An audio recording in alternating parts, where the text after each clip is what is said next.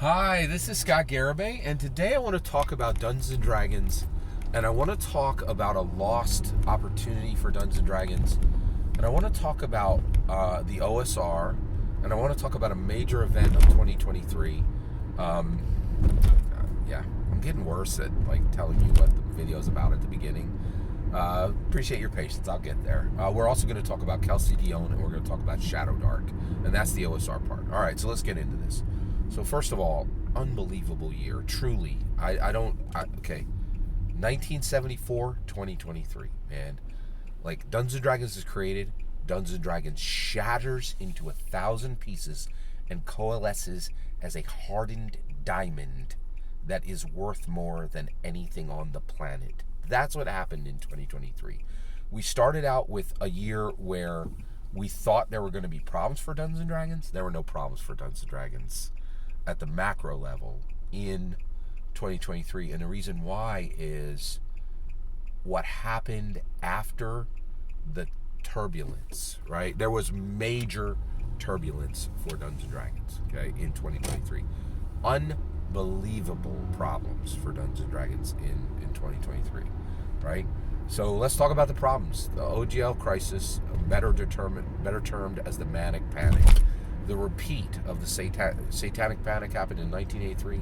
In 2023, literally 40 years later, the Manic Panic happened. They both did the same thing. Zealots trying to burn Dungeons & Dragons. Zealots who did burn Dungeons & Dragons books. Okay? 1983, they literally threw them onto a pyre. Right? 2023, they were like, hey, I know you spent hundreds of dollars on your D&D Beyond account. Just can't, actually delete your account, right? You're not going to be refunded any of your money, right? But we don't really care if your digital collection of Dungeons & Dragons is burned. Exactly the same way evangelical Christians didn't care that entire collection of Dungeons & Dragons were thrown onto a pyre. Zealots on both sides, right? And what's ironic is the zealots in 1983 were people of faith. The zealots in 2023 were almost certainly atheists and agnostics. Incredible, right? That was real. That was very real turbulence that hit this year. And I do think there were some people who were double traumatized. People who literally were told to burn their books in 1983, and people who were told to burn their digital books in 2023. And for them, it hit a level of chaos and pain that I don't even think is measurable. Right? It's incredible. Right? It's absolutely incredible what happened. Right? Pinkerton event. You're like, oh, Scott, that's about Magic the Gathering. I'm sorry, you don't read? Magic the Gathering is canon to Dungeons & Dragons. Dungeons & Dragons is canon to Magic the Gathering. Catch up, right? That was a Dungeons & Dragons event, in case you're not aware, right? Nothing that happens on Magic the Gathering does not intimately involve Dungeons & Dragons. You may hear otherwise. That ain't the case, in my humble opinion, right? All right, then AI scandal. Hey, everybody. Some AI art made it into a D&D canon hardback, and this is a scandal. Wait a second. Isn't Terraforming Mars a multi-million-dollar product that has had multiple releases that uses all AI, right? And does it openly, and everybody's fine with that because the game's sold 1 million copies? So, and there were real, and I'm leaving 6 things off the list. There was very real turbulence, right? But now we're almost to the end of 2023, and that's why I'm doing this video now, right? The Influencer Summit, right? Dungeons & Dragons invited 100 people who hated them to yell at them for 2 days, and took every sling and arrow that their most vicious attackers could sling at them for 2 days. That was turbulence, right? It was major turbulence, right? And everybody they invited, I would say 90% of the people they invited, not everybody. 90% of the people just went off, squawked on their social media, and was like, "Oh, they're terrible. They just put me up in a hotel and paid for my travel and brought me here. They're monsters." Okay, whatever. Yeah,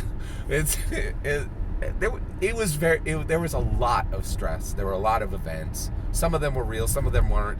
But there was a ton of turbulence for Dungeons & Dragons this year. That's real. There was real turbulence for Dungeons & Dragons. And even if it wasn't real, it was very much perceived as turbulence. And the reality is, we live in a world where perception is more meaningful than reality. Right? Perception immediately becomes a reality in America. All right. So it doesn't even matter if some of these weren't real problems. Like the AI thing was ridiculous. It was not a real problem. Anybody who had watched even a single episode of Gene Roddenberry's Star Trek at any point knew that you don't like call robots monsters and get frightened. Right? Like it was literally just people who did not understand Star Trek complaining about it. Like it's astounding. Like if you've ever watched a single episode of Star Trek, you can never complain about AI. Like, did you even pay attention? Right, okay, let's get there. All right, very real turbulence for Dungeons & Dragons. But where did they land? Oh my gosh. Holy guacamole, man. Huge American blockbuster. Right? $207 million. More money than every tabletop role-playing game movie combined, right? Take every OSR and indie film, it outdoes them by a factor of 20, right? Yeah, exactly, right? By a multiple of 20, excuse me. And then layer on to Baldur's Gate. Massive success, not within Dungeons & Dragons, massive success within the video game community. You don't need to put the D&D asterisk on it. It was a massive video game that redefined how many companies will build their video games going forward. It hit like a comet in the video game industry, right? Which is much larger than Dungeons & Dragons industry, which is much larger than the tabletop role-playing game industry. Absolutely massive success, right? Then, we got 4 products, 4 D&D canon hardbacks, some of which aren't even canon hardbacks. They're more than that. They're like slipcases, right? And wildly, extravagant products, right? And then there were 2 at the beginning of the year, and right now I'm drawing a blank on what released at the beginning of the year. But there were like 5 or 6 D&D canon hardbacks, which hit like comets. They did incredible numbers. They solidified. And what's even better, so just incredible delivery from Hasbro D&D, right, on the D&D canon hardback. And then, this is the sweetest plum, the OSR and the indies failed to deliver on any promise they made in the Manic Panic, right? They delivered junk or nothing, right? Orc Evaporated, Tales of the Valiant is being delivered stillborn, right? Nothing that promised to replace Dungeons & Dragons even dented it, right? Now, huge year. So the reason why I took all the time to talk about this is what I'm about to tell you should have been said months ago, right? And the reason it didn't get said months ago is there hasn't been time. There's been so much to cover in Dungeons & Dragons, it's hard to even cover it all. Oh, I totally forgot. Marvel Multiverse RPG was created and inherited every single aspect of Gary Gygax's legacy and has become a Dungeons & Dragons game outside of Dungeons & Dragons, in my humble opinion. Gary Gygax is listed on page 2 of the Marvel Multiverse RPG, and Dungeons & Dragons is literally listed on the cover of the book. It is D&D to the bone, right? Matt Forbeck, who literally edited Gary Gygax's content, built it. And it is a game which has better rule systems than Dungeons & Dragons. And it is a Dungeons & Dragons success that exists outside of Dungeons & Dragons. Oh, and Lego was announced, right? So, and Dungeons & Dragons got every single Lego world is being attached to Dungeons & Dragons. Every Dungeons & Dragons world. That is huge. I don't know if I need to explain to you how massive Lego is. It is huge. I had a concept of it before this year. Since it was announced, I could not believe how robust the Lego community is. And they're all ours soon. They'll belong to the Dungeons & Dragons community. We will subsume them, right?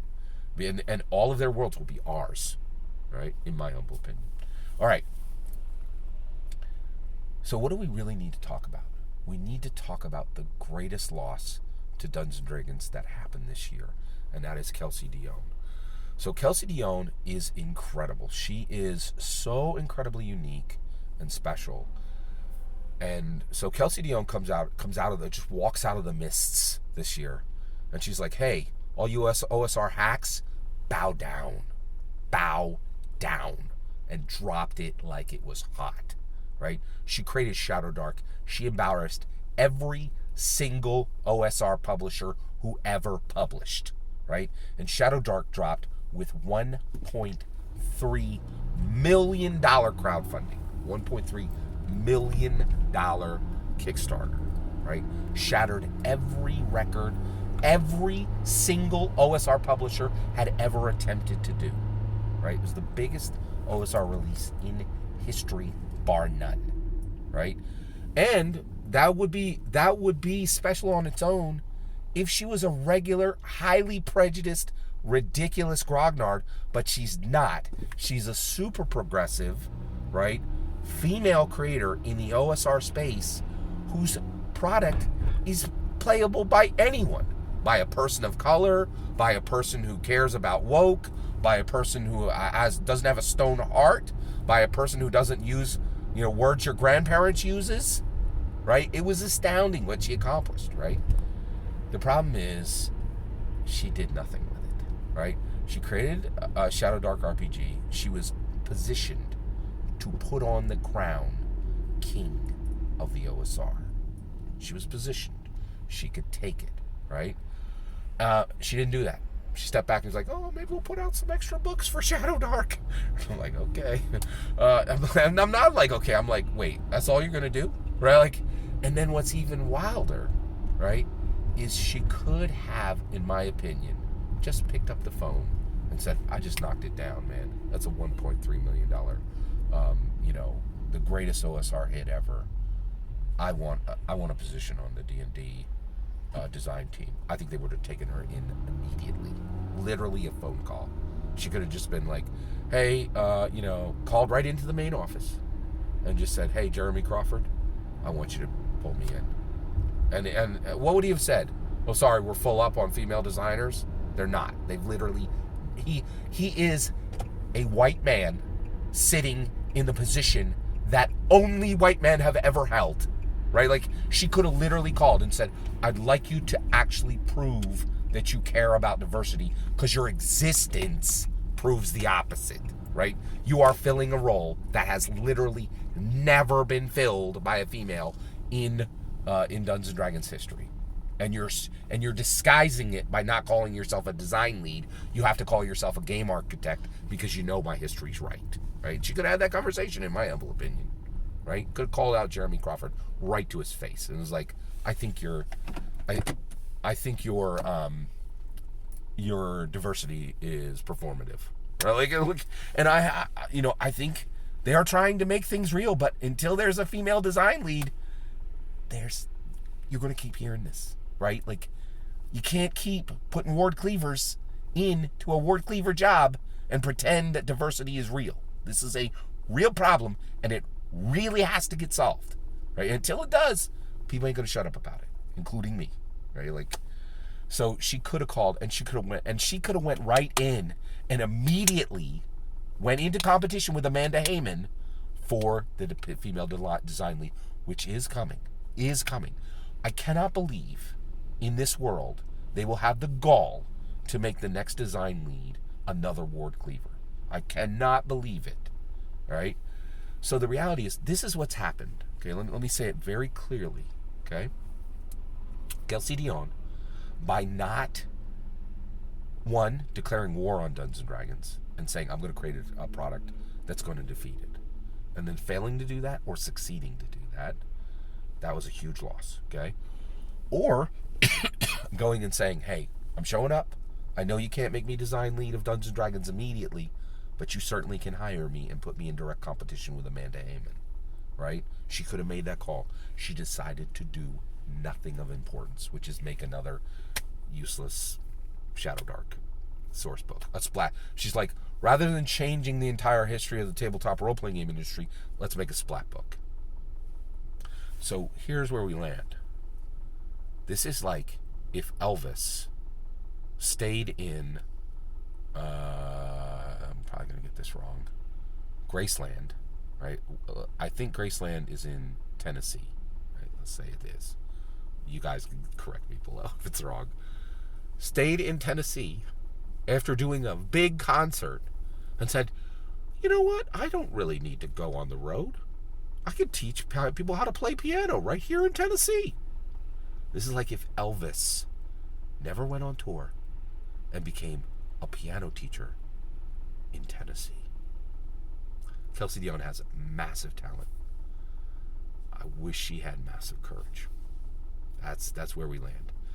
And I apologize for sitting on this for this long. I should have done this video way before. But 2023 has been an unprecedented year. I've never seen anything like this. If you don't know, you are watching the second most important year in Dungeons & Dragons history, bar none. No two ways about it. Every single word of that is my humble opinion. What's important is when I get to hear your humble opinion. When you get in the comments, send your traffic. Please consider liking, subscribing, and have a wonderful millennium.